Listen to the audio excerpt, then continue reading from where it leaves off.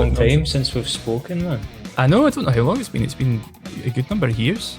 Maybe 10 years or something like that. Probably, yeah. I feel like because I see a lot from you and like you post on Facebook that I've actually heard from you. Yeah, I do keep up with your career and what you're doing, man. Oh, thanks, man. It's not that exciting, but it's pretty cool, man. Something on the go, man. How are you getting on? All right, yeah. I haven't really been doing much for the past year, to be honest, man. Yeah. Just kind of hoping that gigs come back and doing this. Yeah. It'll be good to get back to some live music, man, and see some bands and stuff. It's been so weird going this amount of time without actually seeing anything. I know. So yeah, I can't wait to see something. I was filming an orchestra, like a kind of small kind of chamber orchestra in Perth about maybe a month or two ago. And it was just nice to be in the same room as musicians and hearing things like live. And yeah, it was a really cool experience and makes you awesome, like remember what we've lost like culturally and creatively over the past year. When's the last time you actually performed live? Oh God, that's a really good question. I'm not sure. I did. Oh, it was Celtic Connections a couple of years ago. I want to say 2019 or something like that. I think I did Celtic Connections at Cali Uni. They did like a kind of day there. It was interesting, man. It's Celtic Connections audiences are like kind of usually older folks. So I usually go up and talk a pile of nonsense, and I think most of them are a wee bit like, what's going on here? Because like everyone's really talented musicians, like ridiculously talented. Like they're just proficient at everything, like singing and guitar and like fiddle and things like that. And then I got up and I'm like, I'm going to strum 4 chords and sing a song about heartbreak. And I just don't think it's... Sometimes that's the best, man. Yeah. There's no comparison to like a good song. Yeah. But it was a lot of fun. I think it was the last time I played though. I don't know if I was like, okay, maybe I need to kind of admit that I'm not as good as other musicians. I should just stick to playing guitar in my room. Not at all, man. You always wrote great songs. I think something I wanted to actually ask you about, like how has that translated over to like your like directing or your directorial, is that the right word, stuff? Yeah. Because I know that like when you wrote songs, I was aware that like you didn't really ever let on what the songs were about. Yeah. But they were always great. Like you had a kind of like you could like relate to the stories in the songs, but like you would never really speak about what it was about. But how does that relate to like when you're directing something? Because you need to tell like you need to set a story. You know what I mean? Yeah. Well, I think there's quite a lot of parallels. I think with the music stuff, when I was writing songs, they were all very personal, and I guess it was trying to find ways to express that without just being like, here's a look at my life. Like here's like, you don't want to be too open, I think. But I think when I started to run out of things to write about, because I was starting to get happier, like there was no bad things going on. Like everyone was starting to kind of look up, and I was like, I think it's probably when I met my wife. That's kind of when I stopped gigging, because I think you run out of like sad songs to write, and you're like happy songs just aren't as fun. Like for some reason they just don't work. But so I think like the translation of like starting to write characters instead, who have their own problems and have their own things to solve. And that's not necessarily to say that I don't have any things to solve. That's obviously going to happen. I just don't think those stories will make interesting songs.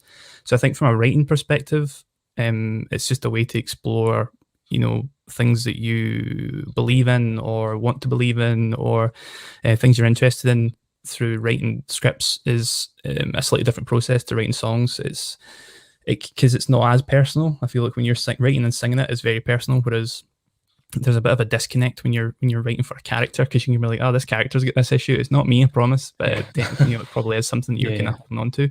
And then from a directing point of view, I think you can be open about what these characters. Again, if you've got that distance between you and the character, you're not necessarily saying this is all biographical in any way.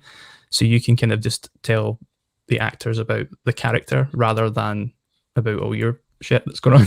Yeah. So, but I mean, it's kind of like, I think the writing process is quite similar to writing music in a way that you just you build something with a structure and then try and put your own slant on it.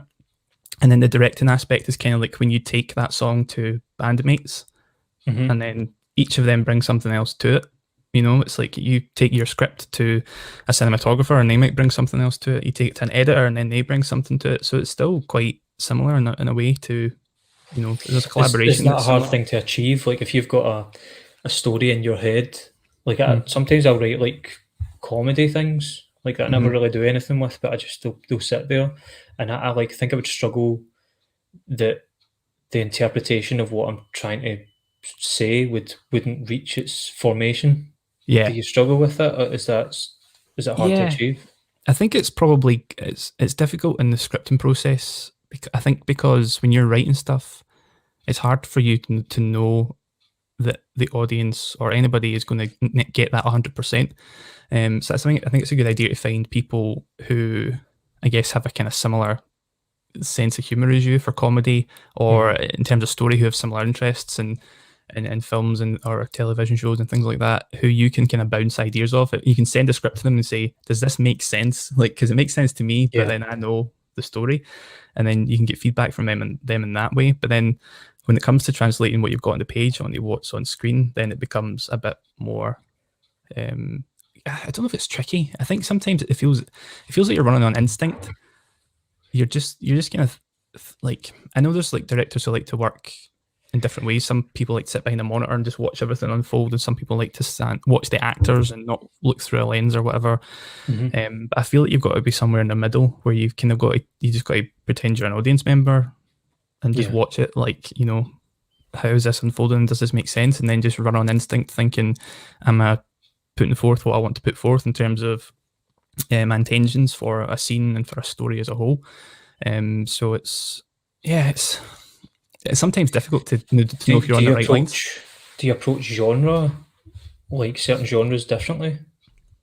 Well, I think something that I found really weird is when I started chatting to people in the industry about writing and directing, they were like, "So, like, what kind of writer are you?" And I'd be like, "What do you mean?" We're like, and they're like, "Oh, so what do you write? Comedy, you know, whatever, you know, drama, blah blah blah blah blah." And I was like, "Well, stories, really, you know, like, I feel like I kind of understand in a way that they want to have people like, oh, this, like, so I can always think about the guy Ari Aster that makes like kind of a lot of horror movies. He did like Hereditary and Midsummer and things like that. Right. And I think he can obviously quite confidently say, you know, I'm a horror filmmaker. Which is great. And I think you can then sell that brand, you know. So for example, if somebody watched Hereditary, you'll be like, okay, so this guy's got a new film coming out, it's called Midsummer. If you liked Hereditary, you'll like this one because it's the same kind of similar genre and all that. And even like Taika Waititi as well, like his films always have like they're always funny, and they've always got kind of like heart and things like that. So there's kind of common themes there, but I don't know if it's just, I feel like I want to try different things and just see what works for me. So I mean, I don't know if I approach genre differently. I think you've got to, when you're making things, you kind of, I guess you kind of take into consideration what the tropes of the genre are, what you normally find in the genre and what you like about the genre and things like that. But in terms of character, I think I'll always approach it from the same perspective of writing a drama.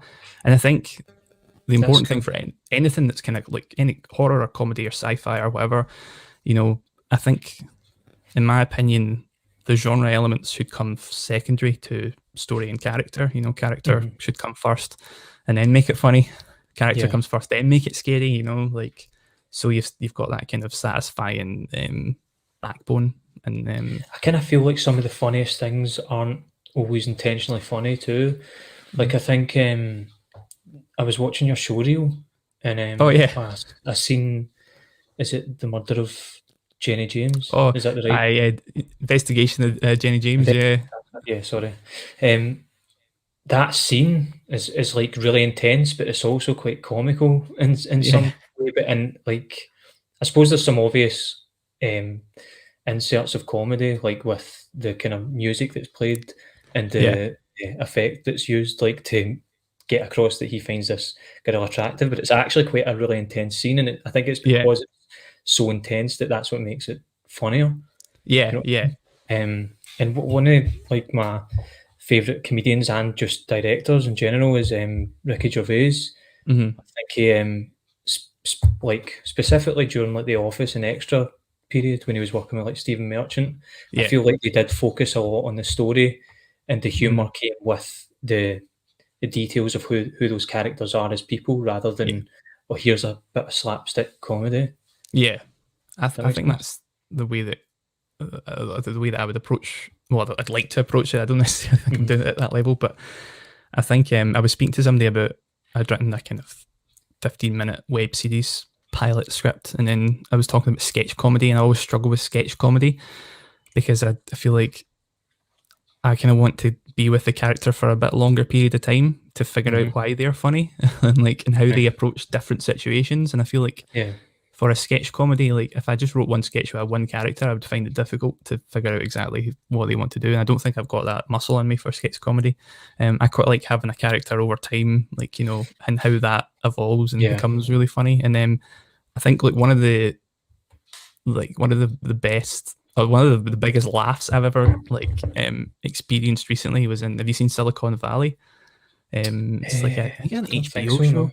It's great. It's kind of these well, I mean, it's great. I think there's quite a lot of sexual harassment surrounding it just now, so it's maybe like, you know, not so great in terms of some of the folks involved. Oh, right. I thought you meant like no, I think it's like, you meant. Like, it's I think just it's like laughing for no reason. Yeah, and it's one of those things where it's like an awkward situation, and you're like, oh my god, this is horrible. But in the actual show, or just like I think afterwards, in terms of like some of the actors.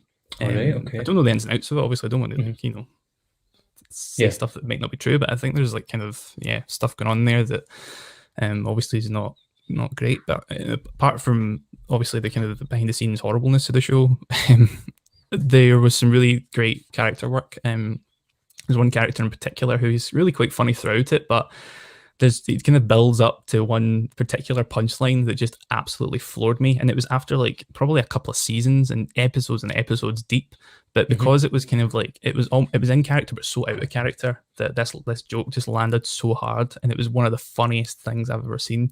And I really like that kind of that development of the characters in comedy as well. And then you can get this massive punchline that just gives you this big laugh. And I think that's something that I'd like to try and do, and I feel like I struggle to do with sketch stuff because I feel like I'm never really getting into the character as much as I want to.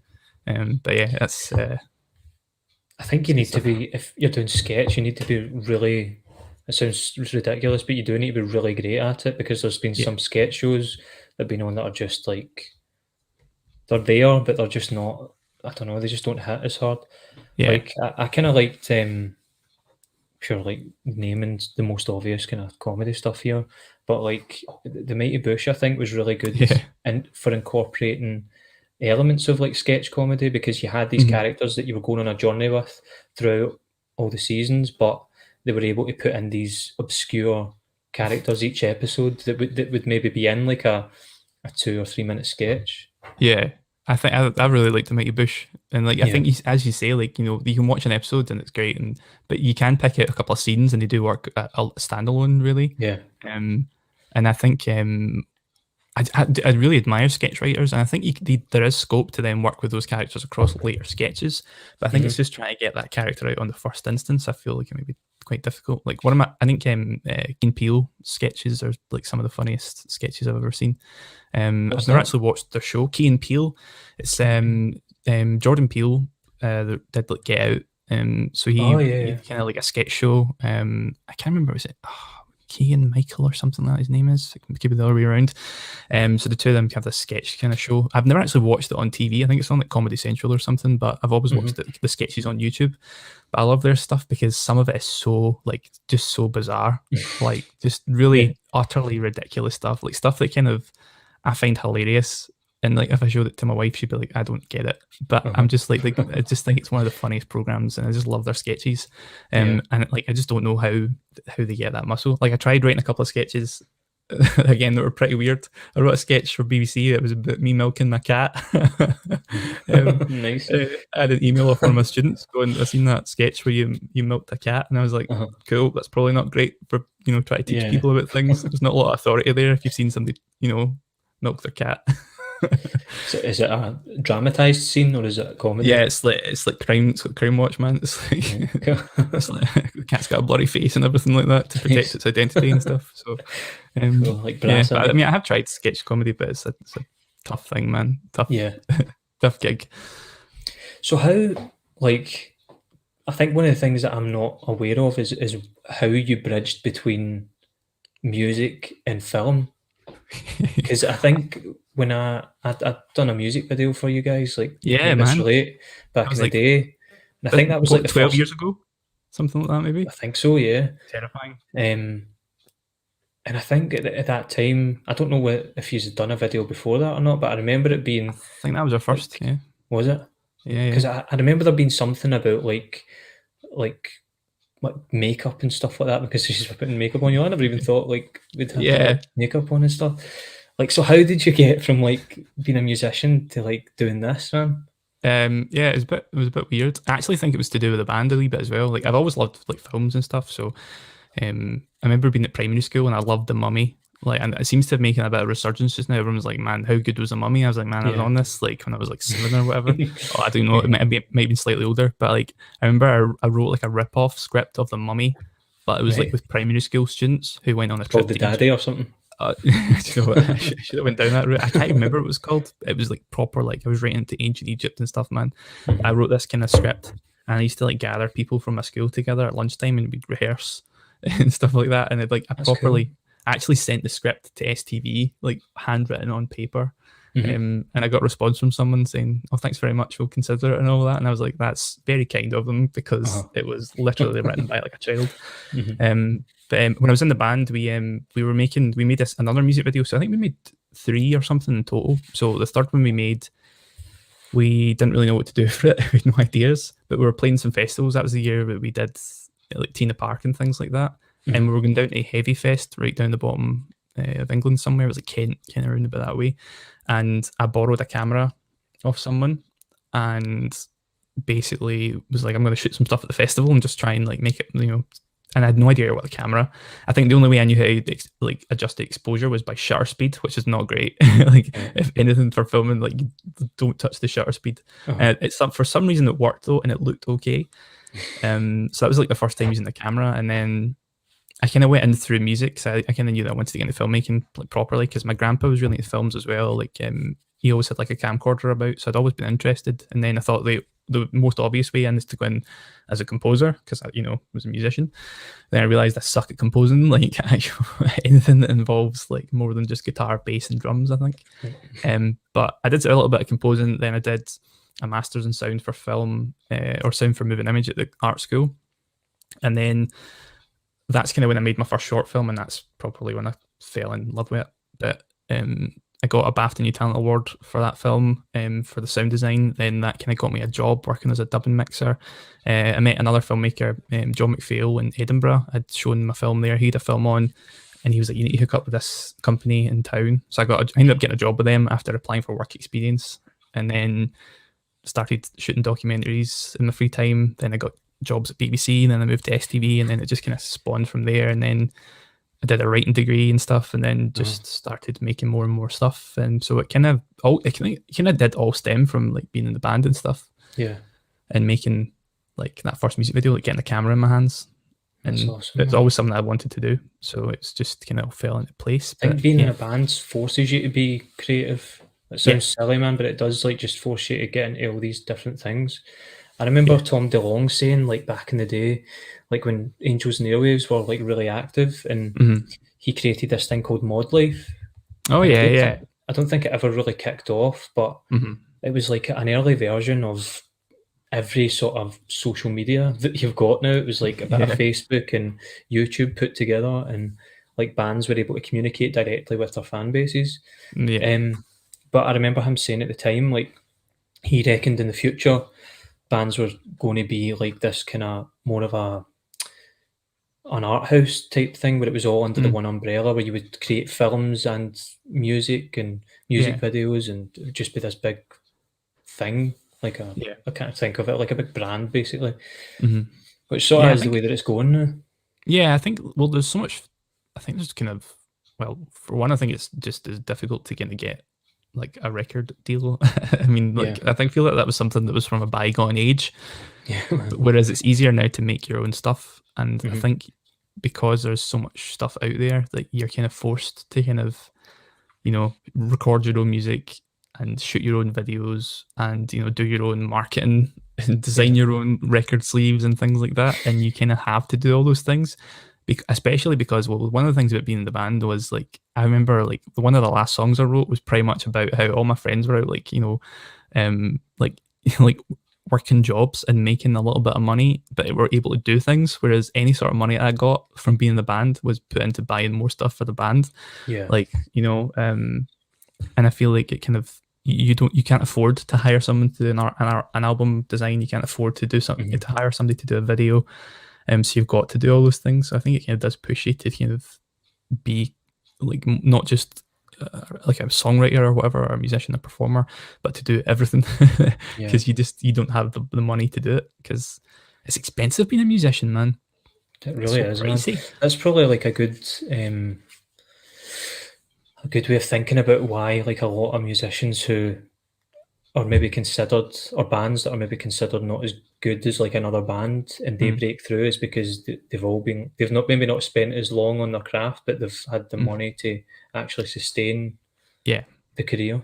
Because I think not having money puts a strain on you, it puts a strain on your creativity, especially if you're not bringing money in, then you're thinking, okay, I need to actually make some money. And when you're doing that, you're kind of, anytime you're spending on your actual creative thing, you're like, well, I'm not making money off this at the moment, so this is like it feels like a waste of time, and you feel guilty that you're not spending time trying to make some money. And I think it still happens, just now, like between like stuff that I do that's maybe not as creatively fulfilling, versus things that I really want to do and put my time into. Like I spent like a week working on a script completely unpaid, and I was like, oh man, I really should be trying to get some work, because like I've got bills to pay.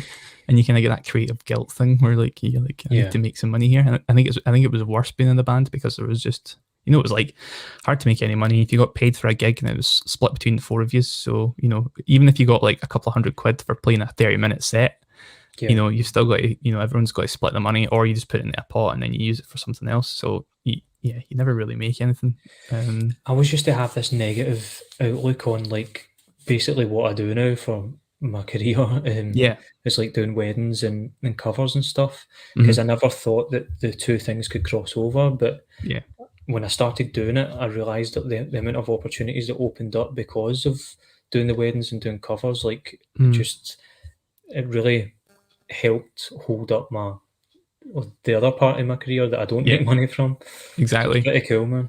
I think if you can do something that's kind of related as well in that way, then you're still getting that practice in, and you're still growing. Like, I mean, I shot weddings for quite a while, and when I started getting like into cameras and things, and I still do a bunch of weddings, but like that was great for me for like shooting weddings, because when I started shooting documentaries, then I was like, if you've got a wedding, you're only going to get one chance to get a shot of the kiss when you're filming somebody kiss for the first time after they're married. You only get one shot of the vows and everything, one shot of them walking down, one shot of the first dance. Like, you've kind of got to nail it. So then when it comes to doing a documentary and you've got one shot to get something, you're like, that's fine, I got this. Like, I've done like a billion weddings now. And then even then, like, one of the short films I made a couple of years ago, we made it for like next to nothing, and it was basically I shot like 2 weddings and then put the money into like a separate account, and it was like, I'm leaving that for a short film, and then that allowed me to make a short film without having to beg for funding off anybody. Like, I could just use the money I got off from wedding stuff. So in a way, it kind of helps your craft, I think, because you learn to be a better filmmaker or musician, but it also gives you a little bit of cash to do what you want to do as well. Totally, so it's like kind of a really nice kind of balance, I think. Do you know a guy called, they're brothers, Alan and Chris Gibson? I think Chris Gibson mostly works in the industry. I can't remember the name of the company that he works for. He's like a producer and does like all that kind of stuff, and he started being a runner in like Britain's Got Talent. I actually went to City of Glasgow with him. We done like the HND in film and television, City of Glasgow, cool. And then he went on to be a runner. Him and his brother were runners in Britain's Got Talent. Then they both started doing like kind of similar to yourself, doing like little production stuff on BBC, and then moving through like yourself, like STV and all that kind of stuff. Yeah, I don't think I've ever met them, but probably crossed paths at some point. Met Chris at some point. I think he was the last thing he'd done, or the last thing that I heard he was doing was the reboot of Robot Wars. Oh, nice. Yeah, I remember that was shot in Glasgow for a bit, wasn't it? Yeah.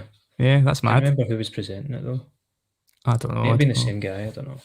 That was Yeah. on like Red Dwarf and all that. Yeah. Craig, what's his name? Charles. Craig Charles, yeah. That's He it. did a DJ Yeah. set in ABC and I had no idea. I think you probably had to pay to get in. It was only ABC2, like years ago when that wasn't burned down, back when it was like an actual building. Yeah. And then I just wandered downstairs one night and I was like, oh, there's your man from Red Dwarf. And he was playing cracking soul music and stuff, man. It was great. I had a really good time. But That's yeah, awesome, man. not at all interesting to anybody. Like, it's the most boring story. It's like, once I saw Craig No, it's Charles. cool. I've got loads of weird stories like that. I was in the cinema one time, like probably about 10 years ago, and Yeah. there was like a, what's it called? Like, you know, you get those fucking like they're like small South by Southwests where Oh, like yeah. people Yeah, from like a little like festival kind of industries thing. will a little festival, but it's like Ah, yeah. contained in like a little hall. Well, Mhm. like I was going down the escalators in Cineworld, and it was Yeah. like on before they done up the bar. There was Oh, yeah. like Yeah. so in there was like a little festival going on. And I was just like going down the escalator, and like the View were just like standing looking at everyone going down the escalators, and I was like, That it is was weird. like when the View were like quite big. It was Yeah. just the weirdest thing. She's just like cross paths with these people. Yeah. It's mad. Just a silly, stupid, pointless story. I think it's weird when you see people who you see on the telly or that in like real life just doing mundane things. It's just like everyone's got to go shopping for bread or whatever, like Yeah. or like, you know, it's just funny. I've seen Frankie Boyle a few times in Glasgow, and he's just like Yeah. got wind in his face, his hood up. One of us. So like what is like the ultimate goal? Like is it like a feature film? Yeah, man, I'd love to do a feature. I'm trying to write one just now, but it's a total pain. Like I've written two, but neither of them are remotely achievable on like my budget, which is sweet fuck all. So I mean, I've literally got 20 pence sitting here, and that is like that's probably more than my budget. I think I probably owe this to someone. But yeah, so I think trying to do a feature at some point would be great. But yeah, I think what the whole lockdown thing is kind of proven is like, you know, things will get in the way regardless of what happens. So just kind of gotta take things as they come. Yeah. And wait and see, man. But yeah, I'd love to make a feature at some point. I've got a couple of ideas for shorts that I want to make as well, and just keep at it. Really, just keep making stuff and make stuff that I think is interesting and I want to make. I think because there was a stage where I was pitching stuff with the BBC. So the BBC would put out like briefs to us. They would get in touch with like a bunch of kind of new writers and say, "Hey, we're looking for something for this channel." Blah blah blah blah blah. And then I'd always put in briefs because I was like, "Oh, it's a good opportunity." But I'd write a brief and I'd be like, "I don't actually think I like this idea," and I don't think I don't think it's something that I want to do, because I feel like, you know, the brief itself was just not in my kind of ballpark. Yeah. It didn't interest me, and then I was spending all this time doing all these responses to these, you know, briefs that were getting sent out to me, and I was like, none of these are really, you know, floating my boat at all. So like I just decided to spend a bit more time working on stuff that I was interested in, and I thought, at least if it doesn't get made, it's something that I'd find fun and enjoyable. Whereas if you're putting work into something that's not going to get made anyway, but it's also not something you really want to ever work on, like what's the point? You hear about directors who, like, when they're at the height of their career, they would end up working on these scripts that they wrote when they were younger, and I think it is always a good idea to just have that stuff sitting there. Yeah, I mean, there's one that I wrote at the start of lockdown that I love, and I sent it to a couple of people, and there was one person get back to me and was like, "This is a really achievable film budget wise until the final act." And then it's just like there's a yacht and stuff, like a super yacht involved, and I'm like, yeah, well, it's an action film. But yeah, I'd love to make that one at some point, but nobody's going to give me the money to make it just now. And yeah, I think I'm just going to see what happens, man, and just keep writing stuff and just keep working away, and yeah, just see how I go on with things. But it's just nice to make stuff. I think it's always fun, like getting to actually like direct something. I think that's like, it's kind of like, I remember like from the musician side of things and being in a band, like, you know, writing stuff's kind of like the rehearsal that, you know, like directing is like performing in front of someone. Like you get that same kind of rush and same kind of buzz and same kind of like, oh shit, I don't know what I'm doing. But then once you start doing it, you're like, yeah, cool, I've got this. And if something goes wrong, you're just like, well, weird, man. That is, I've never thought about that before. Like, especially if you're the one writing the script and then you need to bring it to fruition. Everyone's sort of dependent on you to bring it to life, man. That's crazy. Yeah, but I mean, it's fun. Like that's the enjoyable part. I think there's part of you when you start. Like I'm teaching directing just now to Cumbernauld college folks, and it's a hard one to teach.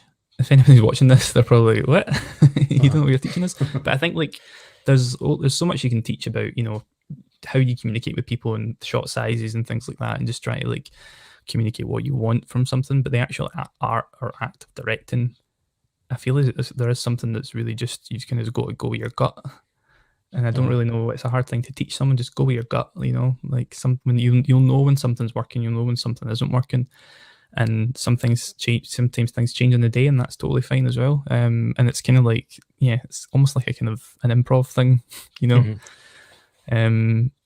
that kind of just reminds me of music and being in a band. There's a kind of performance element to it as well. That's really fun. But there's always that kind of time. I remember directing something for the BBC for the first time, and I sat in my car before going out to like work with the actors and everybody, and I was just bricking it, man. I was like, why did I do this? Why did I get myself into this situation? I was like, you have winged your way into this, and now you've got to actually do it. Good luck to you. But then as soon as you get there and you start talking to everybody and everyone starts kind of coming together, then you're all good. I think those moments are like what makes your career though, like that make you more confident. There always is a point where you have to, like there's sacrifice, and sometimes that sacrifice is, I'm not actually qualified to do this, but I'm going to try and do it at the risk of failing. Like I got a job way back when I really shouldn't have got it. It was probably like maybe 6 or 7 years ago, and the guy that produced the Fluorescent Hearts album was like, I picked up a lot of tips and tricks from Stuart, and he showed me a lot of stuff that I couldn't have learned in college, because it's stuff you kind of need to do like on the job. And because I sometimes like, I don't know what it was that he liked about the working situation that we had, but he ended up passing my name on to someone that worked for Texas. Oh, nice. And I ended up doing like a co-production thing, and I was supposed to become their main mixing and recording engineer. Right. And like I was on the way to this job, like I fucking have no idea what I'm doing. Like even with a sound production degree, man, like there's nothing that can prepare you for actually being in a studio or being in a venue ready to do sound for a band or record a band, especially a band that have released countless fucking charting albums, man. And needless to say, after a few months I did actually lose the job. But it was a good learning experience, and sometimes I wish that landed on my lap now, because I'm way more confident in production and recording and everything now. But it's just funny that it's like those things are what builds your skill set. I think it's like, I think you always learn something from doing each job as well, and even if you don't feel confident like at the start, you kind of build something up, and if something doesn't go right, it doesn't go right. Like, it's not the end of the world. I think the thing is, like, people put a lot of emphasis on, or like people get really stressed in creative work for some reason. Like, I guess people have a lot invested in it and things like that, but at the end of the day, like, it's not life or death. You're not, like, nobody's going to die if you, well, depends which department you work in. Some people, if you're negligent and you're irresponsible, then maybe someone will get hurt. Like, people die, stunt people die all the time and things like that. And I guess but in a more general sense, the stuff that kind of I've been working on, like if somebody doesn't, if the lighting doesn't work properly, it doesn't, it doesn't look the way I wanted it to look, it's not the end of the world. Like, nobody's got hurt. It's fine. I think people stress too much over little things. And they just, it's a weird kind of place to be. Whereas I'm trying to just, like, anytime I'm out working, I just try and make it enjoyable for everyone, because it's like, it should be a fun job. I think a lot of people do seem to kind of like to stress over stupid things, and you're like, man, let's just have some fun and make something. Like, so yeah. How much do you think? Because there seems to be like a bit of more backlash in the past, I'd say maybe 5 years, Mm-hmm. towards actors, that like Mm-hmm. it's becoming more common to actually view actors as a sort of secondary position in the whole film process. Mm-hmm. Like, what do you think of? Obviously, the value of actors is undeniable because they're actually Yeah. bringing the script to life in some way. But Mm-hmm. yeah, what do you think about like just that whole concept? Let me think. I mean, I think like when the first time, like when you work with professional actors for the first time, you're like, oh my god, you guys know what you're doing. Like, I suppose as you work with anybody like who's really good at their craft for the first time, you're just like it kind of blows you away. So I don't know. I've not really worked with enough actors to kind of come up with a kind of point of view. I got on well with actors who are just like who just get mucked in as much as anybody else in the crew. And yeah, I think it's a funny old like business, because I think that there's a lot of emphasis put on actors in the kind of from like a publicity point of view, again, which I understand from a business perspective. But I always tend to think like when you're actually on a job and the actors that you work with are really talented, but also just really down to earth and just chat away to everybody, and they don't kind of close themselves off. I'm almost like kind of like that's a nice way to be. Yeah, because we're all kind of in this together. Whether you're working as a a sound person, or if you're hair and makeup or something, you've got you're just as important to the process. And I think maybe I don't know. I think actors are undeniably valuable and just great to work with. But there is so many other people who, no, not at all, man. I think it's a really good question. There's so many other people involved in the process as well.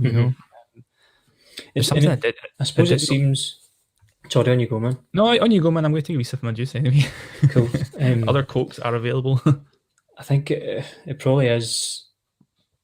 It probably was a silly question in some way, because I get why. Like, for example, in the music industry just now, a lot of writers have come together to. I don't know if you've seen it. There's like a petition went about to basically make musicians who are performing songs written by other people, make them actually state that these songs are written by other people and not just take the credit for them. I suppose there is an element of that. I could understand, like from a writer's point of view or a director's point of view, that someone else is reaping the benefits. But then, like you just said, it's a business move, because people who are going along to the film, most people don't care who was holding the mic or who was standing behind the camera. So it does make sense. It's like nerds like me that do. I'm like, oh man, the production sound mixer on this was like, he was on this last movie. But I know it does make sense from a business point of view, because even like from a funding perspective, if you can write a script and you can get an actor attached who's like got some clout and is popular, then there's more chance that you're going to get funding, and that's just the way that the business works. But then there's so many actors out there who aren't like that kind of not that kind of actor, but just not at that kind of level of kind of popularity, I guess, but who are just as incredible, at what they do. So, I mean, I think I've never come to the point where I've ever had to like, or someone's been cast because like we're casting this, we're casting Brad Pitt because he's Brad Pitt, like, because I've obviously never had to work with Brad Pitt. Had to work, as force me, twist my arm. Don't want to. But I think it's just trying to find the right person for the character, and I think people need to maybe broaden their horizons a bit, especially if you're making independent films that are quite small. But then again, business side of things, are you going to make money? And that's why it's like, I think with the music industry as well, and with any sort of creative industry, when you mix like creativity and business, there's obviously going to be clashes at points where you'd rather cast an actor because they would bring the character to life in a way that you think is the best way possible, but then there's also going to be somebody pushing against it because like, well, we want this person to do it, even though they're maybe not as good an actor, but they're going to bring people into the cinema, or they're going to make people click play on Netflix or something, but I think actors are always going to be like, I guess, at the forefront of a lot of these things because of the kind of position they have within the story. I guess, and they're on the screen, you know. They're the kind of the visible folks involved. And then even from a directing point of view, directors are really kind of, more so than other members of the crew, are often kind of like put on a pedestal as well. But you've got to remember, like, yeah, the director's undeniably, again, an important role, just like an actor is. But then there's so many other people working to make these films happen, you know, behind the scenes too. So it's funny how you can get an actor that does translate a character in a way that another actor couldn't, and it's not necessarily to say that the other actor who would play that role isn't great. Like an example of that to me would have been like Tom Cruise. I think is a sort of one-trick pony guy, but still impressive nonetheless. Like I think he's a good actor and delivers what's on the script. But if he were to fulfill any role that Kevin Spacey had fulfilled, then I think it's undeniable that Kevin Spacey's got just more versatility as an actor. Which, on that subject of Kevin Spacey, I was just thinking there about like the sexual assault thing that you were talking about, and I was laughing about it. I for some reason I thought you were making a joke about the TV show. Like, all right, no, I laughed, man, just in case anyone's watching this. Like, was he just laughing at sexual assault? Like, I was laughing because I thought you made the joke. No. Unfortunately, not a joke. But yeah, it's I just can't get my head around the whole. I mean, even sexual harassment, abuse of power, everything like that. It's just it's ridiculous how much of it's going on. Like, I don't know what it is about like these industries that kind of draw people in like that. I don't know if it's like a power thing. Obviously, I'm not qualified to speak about this in any sort of way, but I think people get into position of power and then they're just like goes to their head as well. I remember like sitting down with a guy. It's a really weird meeting I had with a production company. And the guy was like drunk. He'd been like having like a lunch and had quite a few wines. And he was like, well, "Why do you want to be a director?" And he's like, "There's only two reasons you want to be a director." And I can't remember what one of the reasons was, but one of the reasons was you like power, you like to be in charge. I think the other reason must be something like, you know, you just want to make things or something like that. So I mean, according to his theory, people like, I guess, producers and directors and everybody like that, just there's a power hunger thing there, and I wonder if that's maybe something that kind of aligns up to where they get into positions where they like to, like, you know, exert that power. I think if anyone sort of becomes, if someone becomes dependable financially, like when you look at something like Harvey Weinstein, I think it's obvious as to why that got to his head, because he became such a prolific person in Hollywood that for him, he probably let a lot of his personal needs and demons dictate how he operated as a producer or director or financer. I guess when people get into that position and they're not used to being challenged and they're not used to being, you know, probably challenged in any sort of way, they're just kind of they're given freedom to do whatever they want to do. I feel like they probably get a sense of, like, I can do whatever I want in any circumstance, even out with my role in work. And I just don't, even on a smaller scale, even at kind of like, even in like weird companies or whatever, I feel you're always going to get something like that, and I just don't want to work with those people at all. And I think, like, I keep talking about to students about, you know, getting into TV and networking and all that, and I think one of the most important things about networking is when you meet somebody, like, do I actually want to work with this person? Do I want to see this person day in, day out for like however long I'm going to be working with them?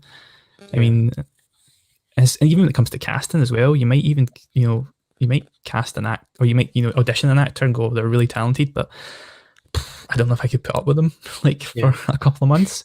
And like, you maybe just got to say, well, I'd rather work with this other actor who's like just as good, you know, or maybe just almost as good. But I'd much rather work with them because they seem like, you know, like a better person to be around. Yeah, just decent. And I think like that's something that, I mean, I don't know. I just, like, going forward in my career, like I'd rather work with people who are just really good folks and who you can actually just go on with and have fun with, even if you're making tough films and, you know, you're making films about, you know, tough subject matter. You kind of still want people who at the end of the day you can have a joke around with, and everyone can be on the same level, and, you know, it doesn't matter which part of the crew you're on, you can all just kind of muck in and chat to each other. I feel like it's so weird when you get people put up barriers, and there's like hierarchies and things like that. Yeah, it's a horrible place to work in, I think, and to create in. So it's, I don't know, but some people have that kind of attitude and approach to things. Those hierarchies will always sort of exist in some sense when,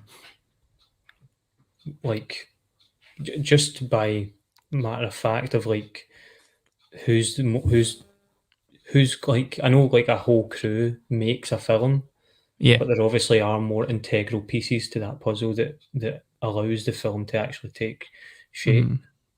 But I think there's like some section going to though where, like, you know, the runner's not allowed to talk to the director or the runner's not allowed to talk to one of the producers. Like, there's an unwritten thing to say that, you know, you can't speak to this person because you're a lowly ranked, you know, which, I mean, I guess, like, you know, you don't want like to be in the middle of a scene and the runner comes up to you and goes, "How's it going, mate? You all right?" And you're like, "Oh, I'm working."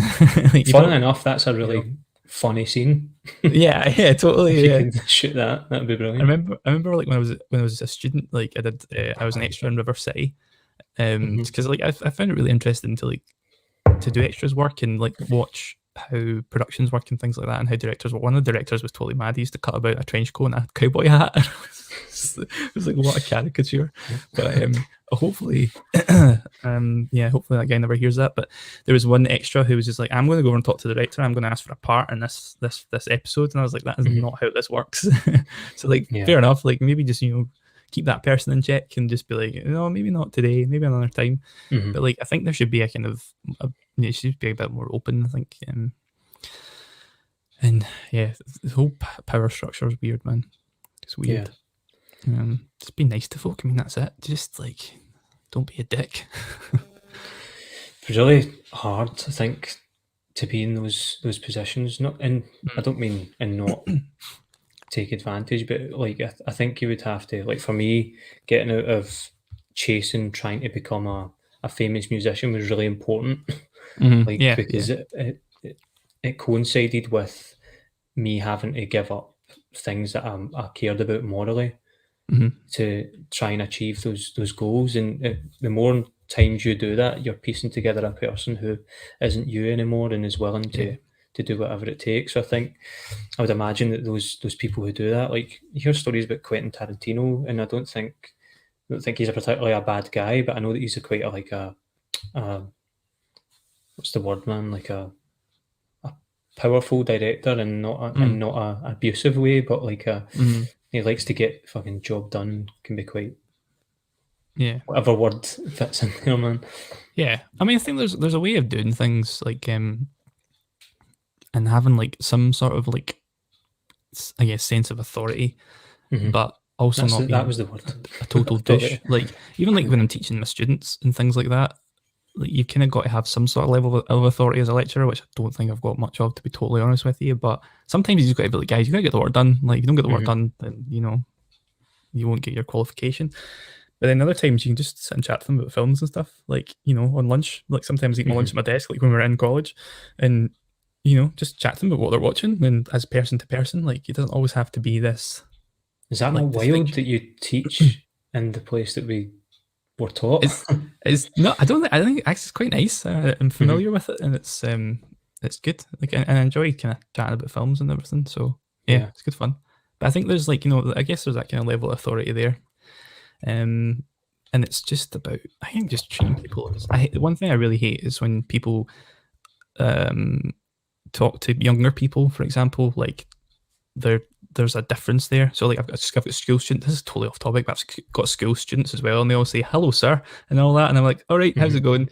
Like, you know, it's not like, you don't need to call me sir. Like, I'm just a person. Like, you know, it's just, and we'll just chat. Like, don't put like a pressure on it to, which I think is so weird in school. I mean, I cut a bit in college in my Jurassic Park hoodie and like my jeans and stuff. So I'm like, don't take me seriously, but like, you know, trying to approach me like you would, like, just a human being, just a person, and we can just have a chat. That was a massive like leap for me coming out of high school and going into college. It just completely changed my life. Like, seeing, like, having lecturers like Tommy and Scott who were just treated you like a friend, man. Like, It's I think completely I feel it's a better circumstance. learning environment, maybe.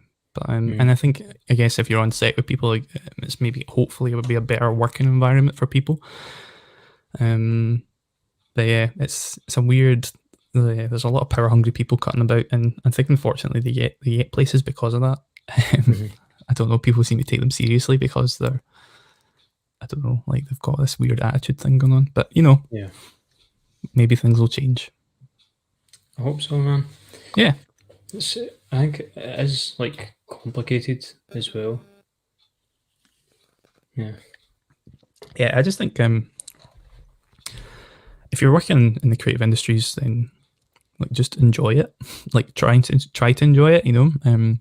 I was speaking to somebody recently who's just finishing a master's and is trying to get into film and TV, and they were like, "So, what is the industry actually like? Like, is it good?" And I was like, "Well," I was like, "Sometimes it's great. Sometimes you just meet people and you just click on them and you get on really well with them and you make really cool stuff and you have a lot of fun. And then other times you just come up against people who you're like, you're a horrible person." But I mean, I think that's probably true in any job as well. But yeah, it's a funny one. Just, yes, gotta keep pushing towards, being trying to build better places for everyone to kind of to create things, because that's probably the only way it's going to get better. Just if everyone tries to kind of do their bit to make things better and healthier. I think like some of the power thing comes from, like, especially with like actors. Like, I think that because it's such a competitive game, that they all become so dismissive of each other, and if they get a role and the other person didn't, they think it's an immediate, "Oh, I'm better than this person." Yeah. I mean, I'm not saying that every actor's like that, but I've been Yeah. around a few who are like that. I think you're probably right about that. I think in terms of, like, there's so few roles and opportunities, not just for actors but for other kind of creatives as well, that I think it does become a cutthroat kind of thing. But I was like, in kind of my opinion, I'd rather just not do that. I'd rather try and remain, like, as just try and be nice about things and be nice to people, and which then get, I don't think I would like to change fundamentally who I am and what I believe in, just to make a film, because at the end of the day, so what? Because, like, in 100 years' time, everyone's going to be dead that and nobody's going to remember you, really. Like, maybe somebody would write about you in a book, but who cares? It's going to be wee snotty teenagers going, "I don't care about this guy," in any sort of way. So, like, what's the point? Like, just be a good person. That's funny, isn't it, man? Because, like, I think our generation didn't give a shit about, like, previous generations. Or it's not that you don't give a shit, it's that you look at everyone like they're looking at you through an adult lens, and you just want to be chaotic and create basically. And now we are like adults with expectations on younger generations, and they don't really care. Yeah, fair enough. Like, go for it. Like, exactly. Just be nice to people, I think, because it's not always easy to be nice to people, especially because some people make it difficult. But, like, do your best, and, like, but also stand up for yourself as well. Don't take any shit. But yeah, I mean, it'll be interesting to see where the industry goes from here, and I guess who gets where, and hopefully things become a bit more accessible, and hopefully things become a bit more equal, and hopefully things become less toxic. Have you been able to make anything through the pandemic? Yeah, bits and bobs, man. Yeah, bits and bobs. I did. I wrote a couple of short films, and then sent them off to other folks to kind of make them and deal with the hard bit of actually, like, producing it. So they did all right. So one of the films got into a film festival down south, and another film getting another film festival. So they're doing all right. And then I've been doing wee bits and bobs, like, kind of work-wise. I directed a little short poetry film for the BBC, which was a lot of fun. So the poet, she wrote a piece for the BBC, and then she sent it to me, and then I had to come up with a concept, and then we went and shot it in a day. And it was just me and her, and it was like, it would have been nice to have more people involved, because I had to hum all the kit about myself. But there was no budget for it, so we did that, and then just other bits and bobs, and then just writing away. And I'm about to start a new writing project tonight as well. So keep busy. It's like, different because there's not as much on the go. Like what would have happened beforehand, like the sizes of productions have changed slightly, and there's maybe not as many things on the go, but there's still enough to kind of keep things ticking over. But yeah, it's good. I mean, I think once things start opening up back up again, we'll kind of get people want to watch things just now. Yeah, and things will probably start kicking up a little bit. So yeah, fingers crossed we can start what making people are cool doing stuff with their time these days. Yeah, exactly. Yeah, I've been doing the opposite though. I've genuinely hardly watched anything recently. Really? I've been playing Call of Duty, and that's about it. Me too, man. That's all I've been doing. Are you playing Warzone? Yeah, I'm playing Warzone, man. Yeah, I've been playing the new Black Ops. Well, the most recent Black Ops. Yeah. Cold War. Yeah. I've been going between that and Warzone. Warzone's great as well, man. It's good fun, man. Like I'm enjoying it because it's like, I don't know, I get fed up with a lot of TV shows that are out just now. But like being in a TV show, basically. Yeah, it's like your own kind of action film. It's great. So I'm enjoying that, man. That's been good fun. And but I watched like Sound of Metal the other day on Amazon Prime, which was fantastic. That was a great movie. I've been watching, like, I'm waiting for some of these kind of ones that were supposed to be coming out in the cinema. I'm waiting for these to kind of drop online as well, so I can watch them, and then hopefully in a couple of weeks get back into the cinema and actually see some stuff again. Properly. It's like going back to church. The most recent thing I watched was Married at First Sight. So yeah, Samantha was watching that. Hard hitting stuff. Yeah, it's I love how they say dinner party. It's like that's a terrible Australian accent, but I love they're all talking about their dinner parties. Season I don't know, what was it? Season something 9 or something. I don't know. It was like the most famous one in Australia. Yeah, probably is the same one. Yeah, Samantha's watched a couple of them. TV. It's hefty edited. Like it's funny when you watch how choppy it is, and how you can see that they've stolen reactions from other bits to pop in. And you're like, cool, no worries. They actually piece audio from different clips to make say something that they didn't fucking say. Yeah, I think that's part of the reason why I kind of like some TV things. I'm just like, I wonder how, like, I don't know, like what the morals are here. Like some things are so fabricated and put together and exploitative and voyeuristic, and I'm like, why? Like, why are we putting people in these positions, like real people? Because I think when you watch somebody through a TV screen as well, like there's a section of reality that's stripped away, and you don't see them as people anymore.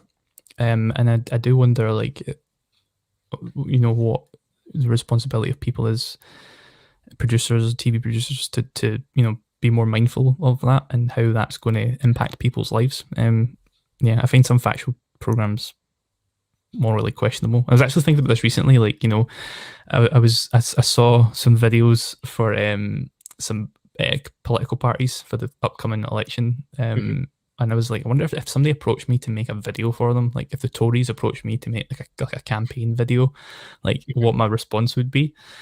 Because I was like, I mean, my heart would say like, no, but then I was thinking maybe I could make it for them and then you give the money to charity or something like that. But then again, you're probably doing more damage from making the propaganda than you are from, I think it is counterbalancing it. It's probably important for someone who would vote Tory to make that video, I think. Yeah. So I think that goes in line with like what I was saying about the band and going down those paths. Is like you want to be known for, like, there was like a Kurt Cobain quote. Oh yeah. So you'd rather be hated for who you are than loved for who you're not, or something like that. Yeah, I think that is really important, especially as you get older and you lose touch with like who you were as a teenager or like a young man. Like you need to hold on to the things that you think are morally right. Yeah, definitely, man. I auditioned for like quite a well-known singing competition. Nice. Like a few years ago, and like that, one of the producers was, so it's like, like the interview before the audition. Yeah. So I was being interviewed, and I had to do like 4 or 5 different takes because I wasn't giving them what they were asking for, and they're trying to like prod me with all these questions. Just trying to get some sort of like emotive response, which is understandable because they are trying to make interesting television to some degree. But if that's your job, like that's what I was meaning earlier on about like the whole power concept, is because the journey it takes to become that kind of person, I don't think is an overnight one. I think it's they convince themselves that they're doing the right thing because they're having to make small sacrifices every day to become that thing. Do you know what I mean? Yeah, And that person who's sitting interviewing me ends up doing these immoral things, or get someone to say, to not confess to something, but like give up some sort of emotional response just for the sake of 5 minutes of television. To like fabricate something. Yeah. I feel like that's where I kind of like, I'd probably tap out and I'd be like, nah, I don't want to do that, because you're what's the point in doing that? Like you're bending the truth so much.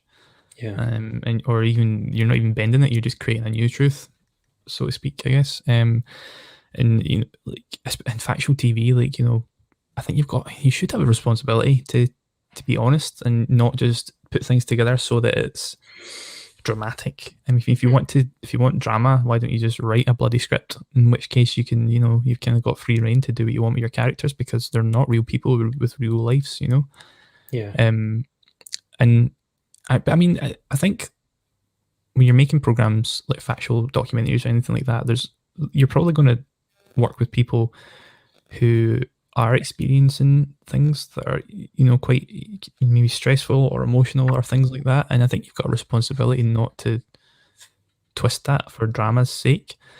Yeah. I mean, I guess people have different,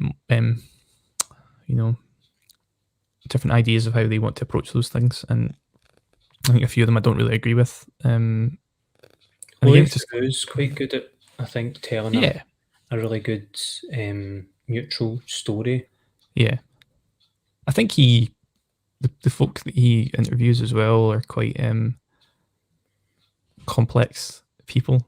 And I don't think I don't feel like he pushes them too much. I think he just chats with them until they reveal something about themselves, maybe.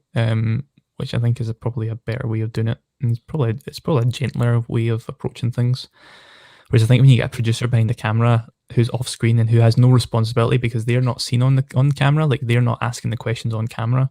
Yeah. They are behind the camera asking the questions. They can ask whatever they want because it's going to get cut out in the edit anyway. And it doesn't even look like there's a question being asked as well when you watch those interview sequences before the auditions. Like it just looks like someone's talking about their life. It's quite misleading. Yeah, but I mean, it's a weird situation. Yeah. It's, I think I worked in a program that used to do kind of factual stuff, and sometimes I wonder how much people, like, why people need to know these things about people. Like, for what, what do they want? Do they want to feel pity for someone? Do they want to feel empathy, or what is it they want?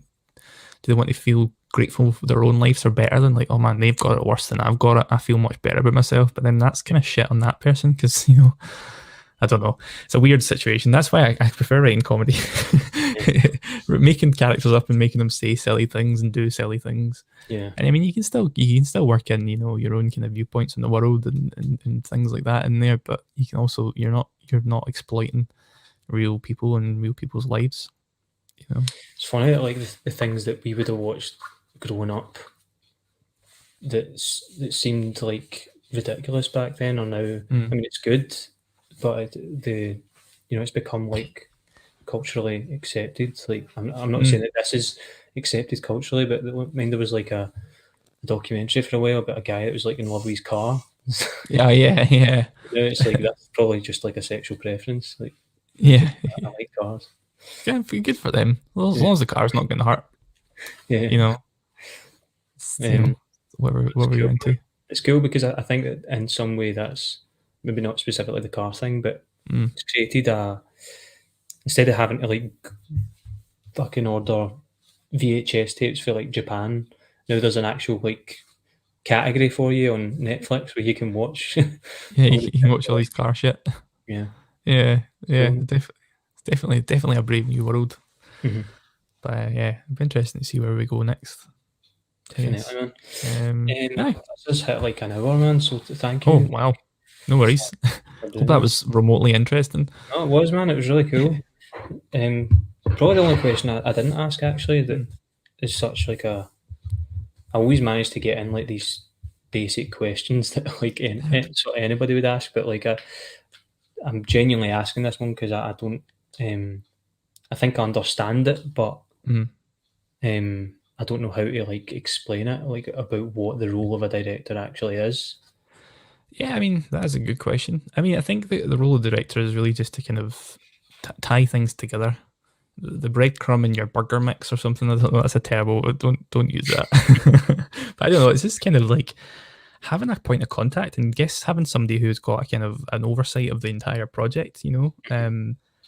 Because I think if everyone's trying to, if you've got a bunch of people trying to achieve one thing, it ends up becoming a mishmash of lots of different different ideas and things, but not in a cohesive way.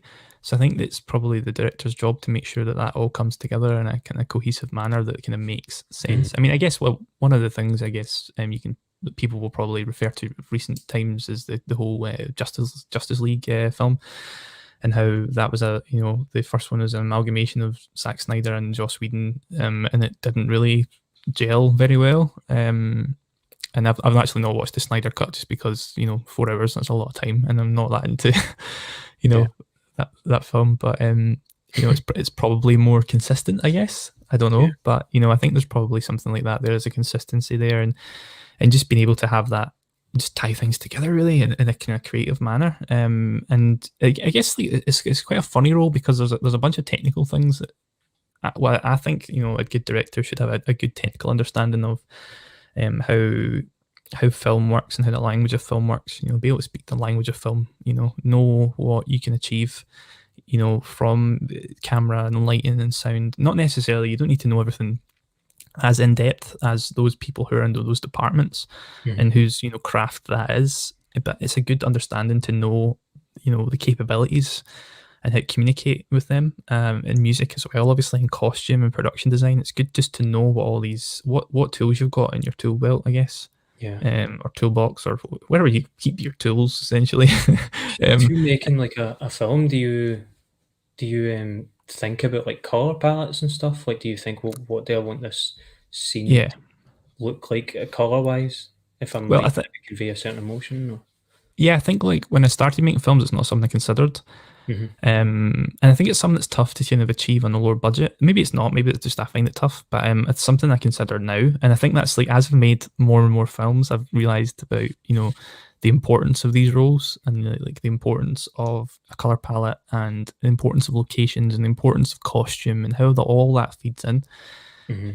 So I think, as as I was saying, it's just about building up that understanding and knowing why those elements are so important, and what you can achieve using like a kind of consistent color palette. But then again, it's something you're going to talk to your cinematographer about. It's something you're going to talk to your your production designer about, and that's all kind of in costume and everybody. It's all going to come together, hair and makeup and everything. So there's all those kind of aspects. There's technical and creative aspects in there, but then there's also the storytelling side of things as well, knowing how things are going to work and working with people. I think that's probably one of the most important thing. Like just being able to work with the actors and being able to work with heads of department and things. That's probably another crucial part of the role. Like I did acting classes for a while because I mean, I'm not a good actor at all, but I wanted to understand what I was asking an actor to do as a director and try and just understand that role a bit more. Because I think that's an important aspect too. You can even just for giving them some notes as how you want to kind of maybe tweak a performance ever so slightly. Just know what it is that you're asking them to do, and understand like how anybody who's ever done any acting before knows how kind of scary it is, and how hard it is to kind of completely lose yourself in a character, because I don't know, there's something built in us when we go over a certain age. We're told we're not supposed to pretend to be other people anymore. We're not allowed to play like how we would do when we were wee and become a character when we were wee, because when we're all wee we kind of do that, but as we grow up we're told that that's not how we operate as an adult. So to kind of get back into that mindset as an actor, it's not, I don't think it's easy. I don't think it's easy to completely lose yourself in a character, but just to have that kind of reference, having tried it myself, not to any degree of success, but like just to understand and have a kind of an empathy for what you're asking somebody to do. So I think there's quite a lot of things you need to kind of take on as a director, but I guess it's just kind of pulling everything together and holding it all in a shape that kind of makes sense and through all the stages of the production. That's awesome, man. I mean, that's what I think it is anyway. Somebody would probably argue otherwise. Yeah. No, I think you've nailed it, man. Well, thank you for doing this, and congratulations again on getting married and stuff. Oh, thanks, man. I know it's like that's really cool. Middle of a pandemic and everything. Yeah, crazy times. But thanks, man. Thanks for having me. It was good to chat as well. Cool. Yeah, it's good talking to you too, man. Yeah, man. Do you want to let folks know your socials and yeah, so yeah, my website is kevinwalls.com. You can like read some random stuff up there about what I'm up to. I'm trying not to use social media as much anymore because it's bumming me out, like just reading all the nonsense. But I'm on Twitter, which is a hellhole. But just at Kevin Walls. I'm on Instagram as well under the same handle, and I think that's pretty much all I use. I'm kind of going off social media recently because it's a horrible place. I get it, man. Yeah, it's not nice, but I'm still kind of about there, but yeah, you can watch some of my films on my website, I think, as well. So yeah, you'll find links to things on there. But, cool. Yeah, hopefully see some stuff on the telly soon, maybe as well. Fingers crossed. Thank you very much. Cool. Cheers, man.